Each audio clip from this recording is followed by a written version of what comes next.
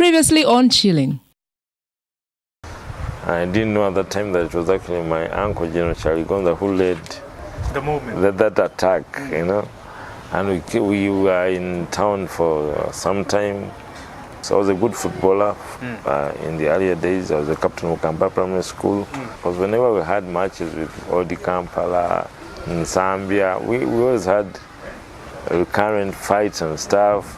Interesting. It was a boxing club called UTC Boxing Club. That's where I started boxing from. And I trained for like 2 weeks, and I went to compete in Lugogo. Wow. And I was, only 2 weeks? 2 weeks. And they put me in perspective. Wow. And I lost miserably. Chilling.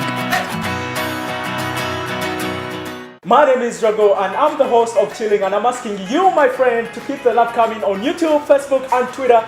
That is Chilling UBC TV. Chilling. Alright, it's Thursday and we are right back like we never left. I'm still with a gentleman who fiercely moved mountains. He's an entrepreneur, he's also a historian. That's what he has just told me. And he's a former boxer, former athlete, a father, of course. But then, before we engage him again, I want you guys to... And a lovely husband to a special wife. Now, before we also go further, Mzee, I need to, you guys need to follow our Facebook page. Follow and like, go on our Twitter page. Also, subscribe, keep on subscribing and we make history.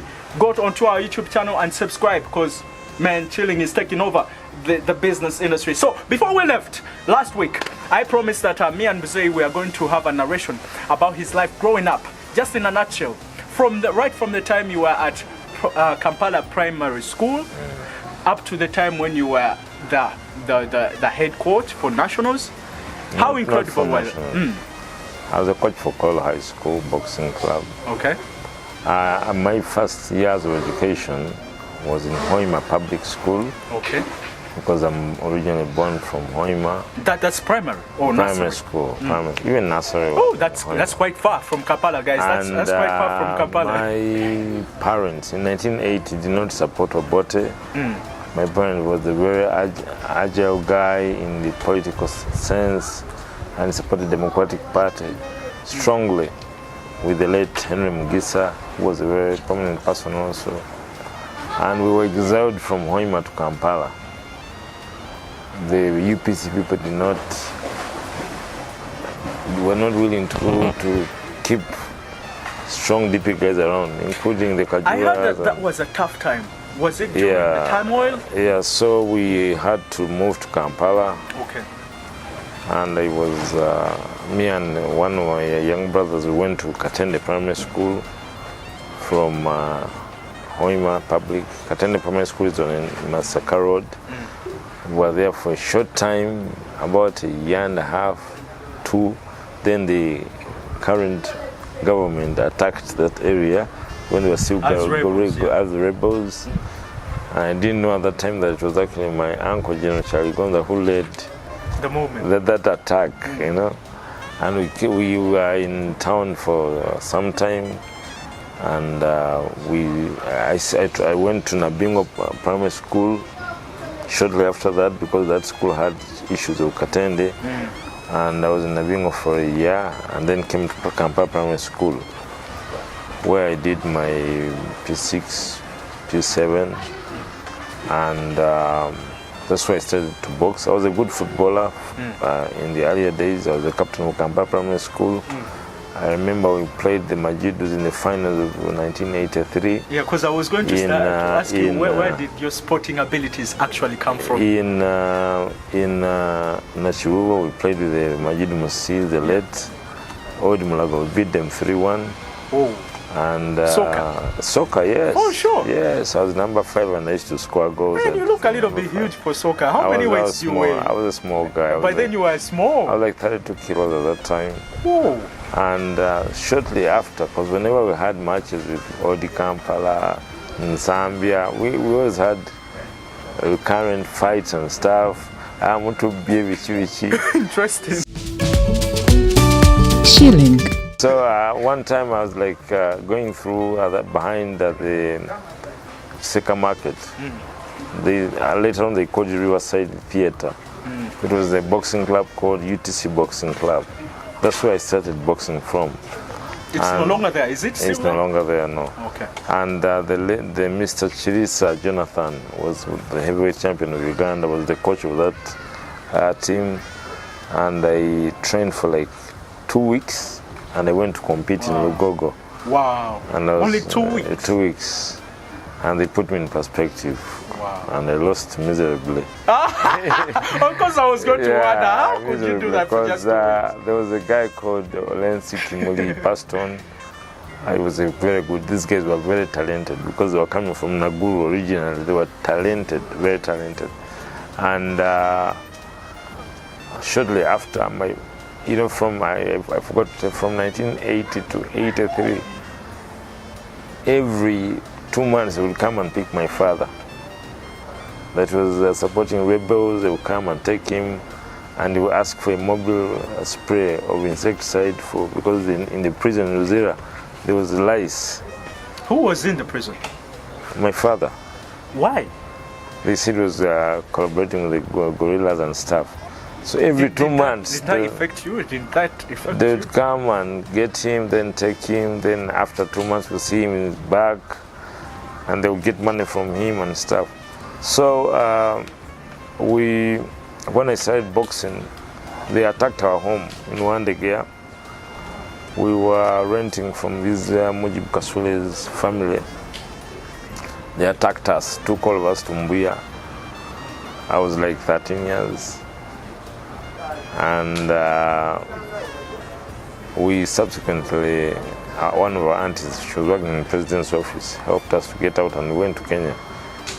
For asylum? Yeah, for asylum. But my parents had already gone. My father was already in Dubai, my mother was already in Nairobi. Because my parents were importing from Dubai and taking out parrots, different stuff and food stuff to Dubai for export. And they were importing, and they had a shop in Kampala Road. So we went to Kenya and we stayed there for quite some time. And our parents couldn't afford the school fees paying. It was too expensive. 2 of my older brothers went to the bush. They told us they had gone to Mombasa to play soccer, but they went to the bush around 84. We were with the Jovia Sales, the Dora Kutesa, Chalanjuba, that group. When General Sale was injured, those are big names you're talking about. Yes, right now. When General Tumino was injured, they brought him his eye and stuff. I was a kid that time, and then with my parents sent us back around 85. They distributed us to close family friends. I was staying with my uncle called Justice Kato, the retired judge. How come you didn't end up to be a soldier? Because I during was that too time, young. the entourage. I was too young. Definitely, you're too young. What my was that brothers thinking? were 17, 18. They went to the bush. So I was playing rugby in the school there. I played rugby. I was a hooker. After that, we couldn't afford the support and money in Kenya. We had to come back, and I stayed there. Then I went back to boxing because I had boxed for like 2-3 weeks. I went back to boxing around 85, and Kolo High School. I was doing very well. I even got free education. Oh, wow. Yeah, from my S2 to my S6.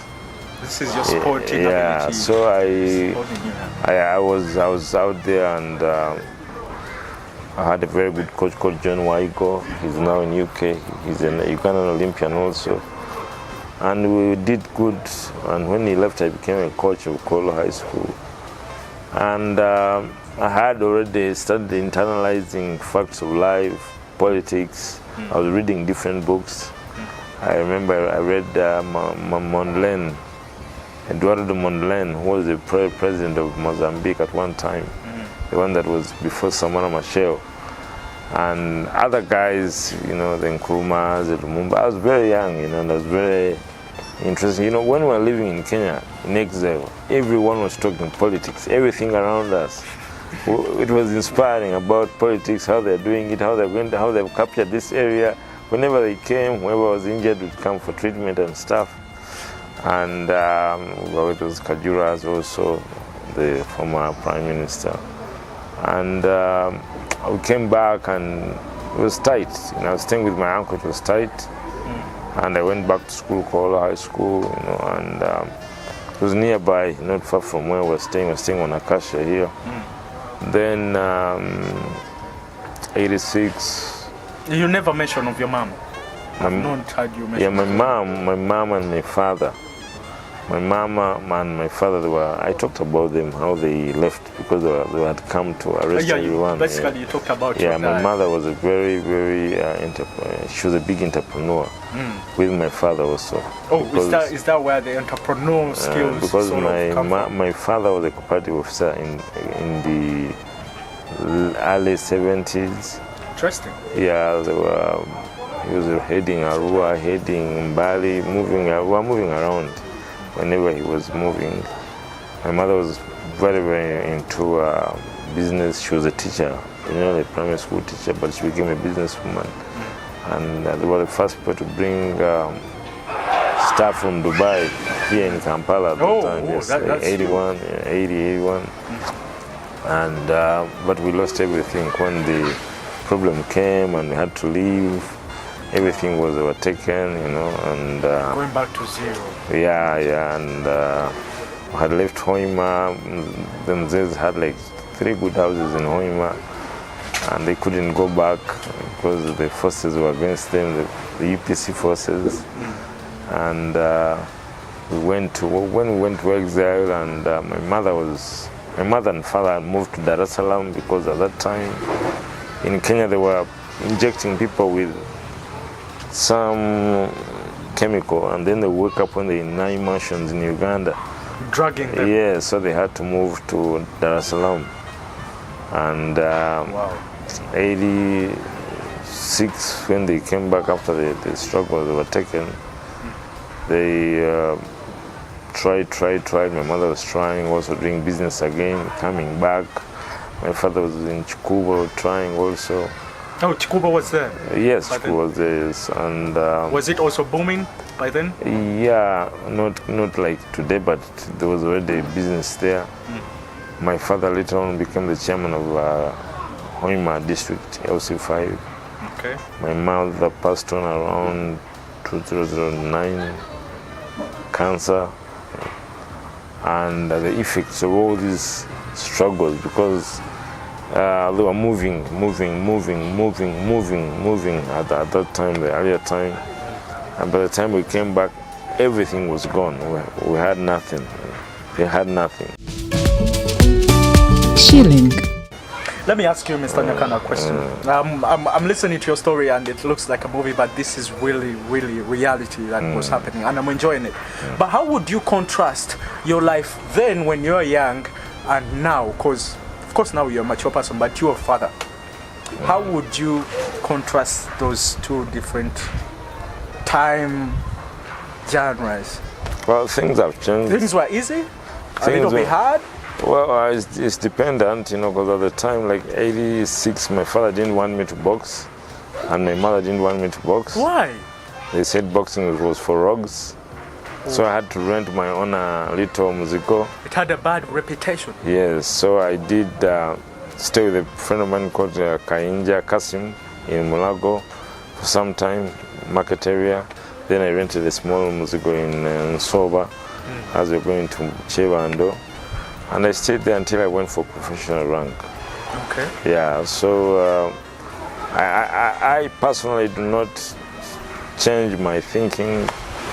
Okay, apart from situations that you see, you get exposure, but as a person, I remain the same simple person.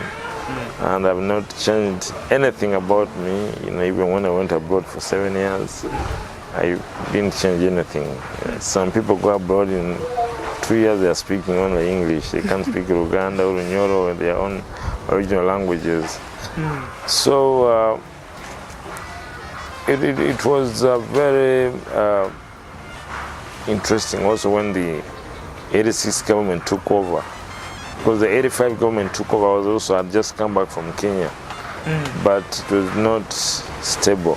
Took a short time, and my high school was good. I was good in literature. I was a monitor of literature in high school. I was a Chinua Achebe guy at that time. You know, things fall apart, no longer tease, Cry the Beloved Country, and all the other small books that were coming up. Do you think reading books is playing a fundamental role in your life? Permanently. I read permanently. You still read? I read permanently. They're good writers, more good writers. Have you read Honest Abe? I have not. Abraham Lincoln. Honest Abraham Lincoln, one of the greatest Americans to ever live. I don't know if he's the one of the greatest people who ever lived. There are some very good writers. So. Because the guys now who are writing, like Gladwell, like Smith, like who else can I think about? Madland Smith, are writing real stuff, not movie stuff, real stuff about your life, about your ability to perform, your attitude, your culture, your character, your behavior. It's interesting stuff. I know about Abraham Lincoln, you know, but I don't know what is genuine, what is writing.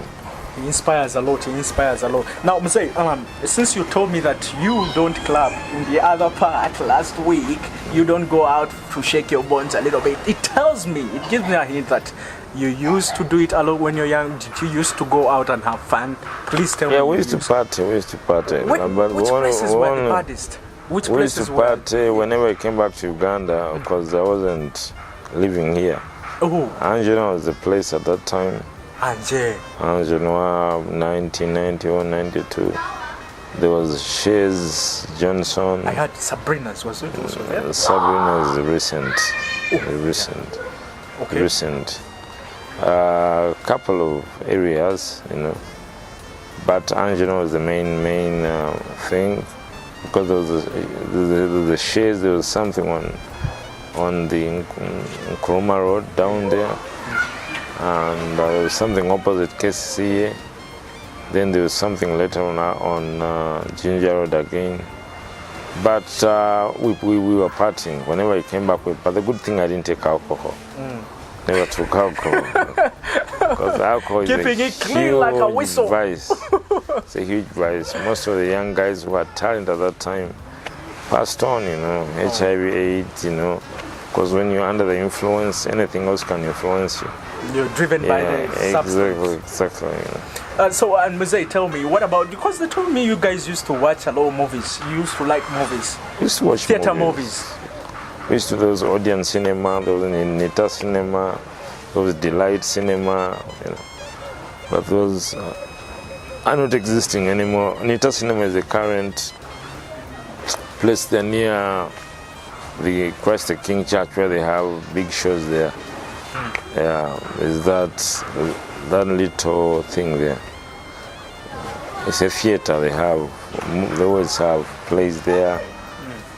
Which is your best movie of all time? Best movie of all time. Oh man. Is it some of the James Bond movies?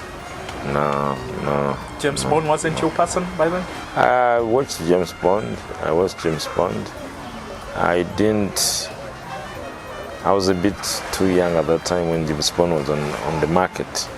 So we were not that coherent to understand and internalize the factors. I think currently... no, I mean then, because I want some of the classics. I'm so awful at classics. There was 07.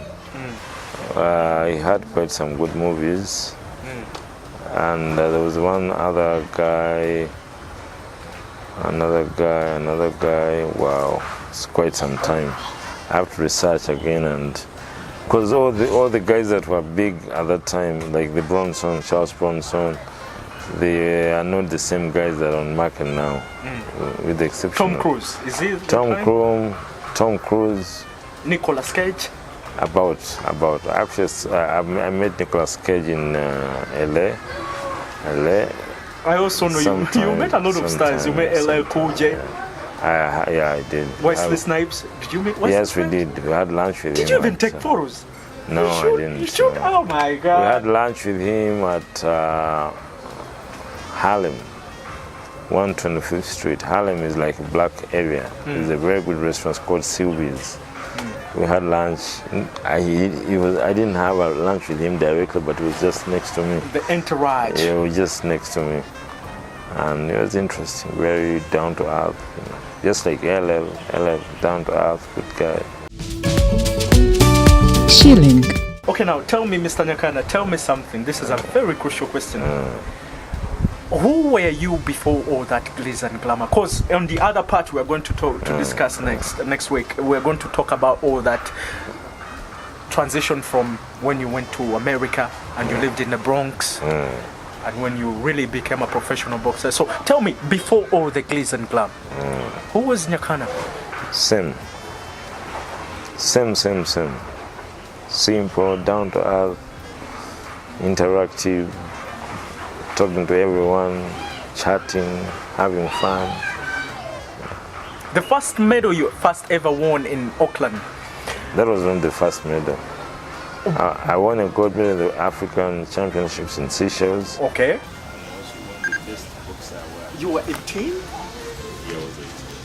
But that sort of highlighted your career. It's you, because I've had a lot of interviews. You've said that it's sort of a mark in your career because it got you really, really excited. Yeah, but the 89 African Championship in Seychelles was amazing.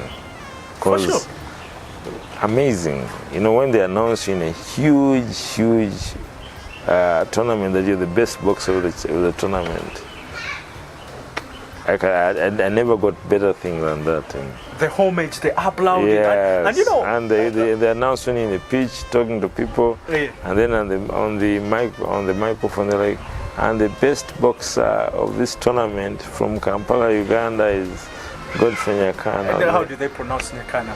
Be honest. The Africans pronounce Nyakana. The Americans say Nyakana.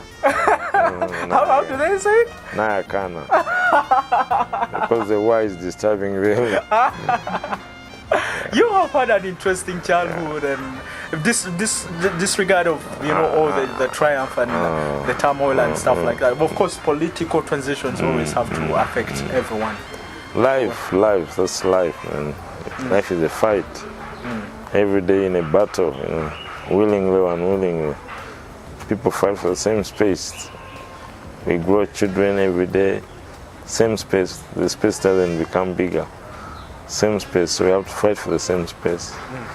You seem like you had a very interesting career, yet you chose to join politics. Now, this I even have to pull my chair closer. I left boxing when I was 26.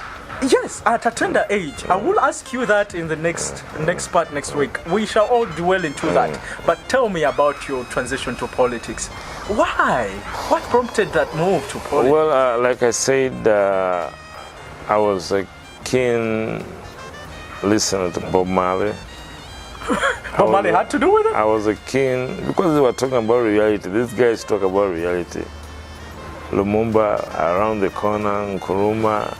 Those are activists. Was Bob Marley, do you think Bob Marley was a civil activist? 100%, more than any other person. Please convince me. More than any other person. Convince me before we leave.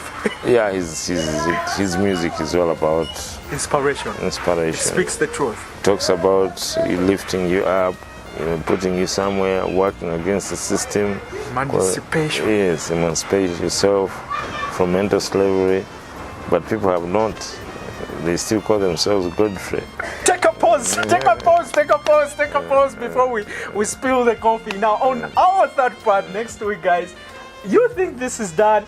Please think again, because we are just getting started. Mr. Nyakana has a lot of stories to tell me. Now he's also going to tell me more about the Bob Marley stories, and we're going to also share about his American dream and his American transition. We shall also talk about his family, being a family man. We have a lot to discuss next week, but we are going to end here for today. And thank you as usual for staying with us. Go on our Facebook page, like our page, Follow me on Twitter, that's Chilling UBC TV, and go subscribe onto our channel. Watch the clips. All right. See you again later, guys. Thank you, Isaac. Thank you, Albert. Thank you, Tony Waldiaba, and thank you, Henry Iga. These people are the backbone of this show, and they're very vital people on this program. Quasi Classic, you're the best fashion star. See you again later, guys, next week. Next week on Chilling. What are you doing in this area, man? This place is not a boxing area. You need to come to the States. Yeah. And you're sitting to a guy next to you who is worth $500 million. And he left his vehicle at the train station in some little area neighborhood. And he's on the, and you're talking. He talks to you. You know, that's what makes the Americans capture the whole world. Attitude. Ask people, what does killing mean? They told him Bomai.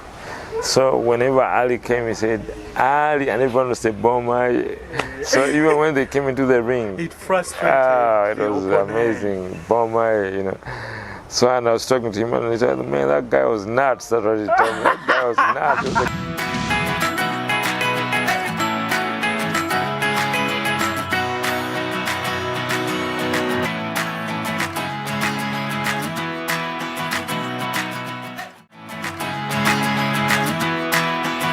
Chilling.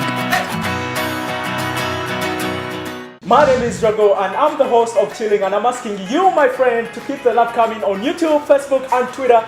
That is Chilling UBC TV.